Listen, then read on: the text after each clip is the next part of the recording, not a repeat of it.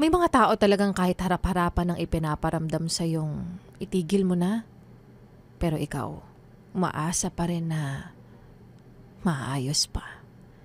Heto na, ang Laika Barisa moments natin pinamagatang, breaking my own boundaries. Nagsisisi ka ba? Alam ko namang oo kahit hindi ko naririnig yung sagot mo.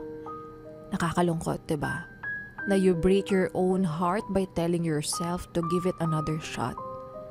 Kahit malinaw naman na dapat pinakawalan mo na siya matagal na. Lagi mo kasing sinasabi na baka kaya pa, baka pwede pa, baka magbabago pa yan. Nakakainis lang kasi you have so much faith sa taong to at umaasa ka na baka maibalik pa yung dating kayo, yung dating pakikitungo niya sa'yo. Kahit alam mong kaiwan-iwan na siya.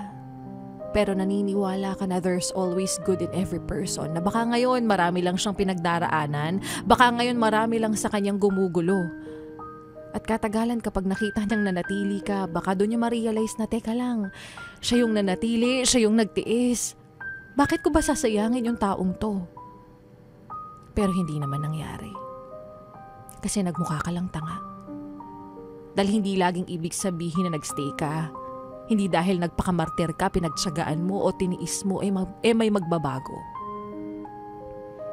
Dahil kahit anong gawin mo, hindi niya makikita yon. Kung ayaw niyang makita yon, sa kakahintay mo na magbago siya, hindi mo namamalayan ikaw na yung unti-unting nauubos. You can't change someone by loving them harder. Kaya tama na. Marami nang binigay na senyales sa'yo na dapat noon pa lang itinigil mo na. You deserve to be happy. You deserve good things in life.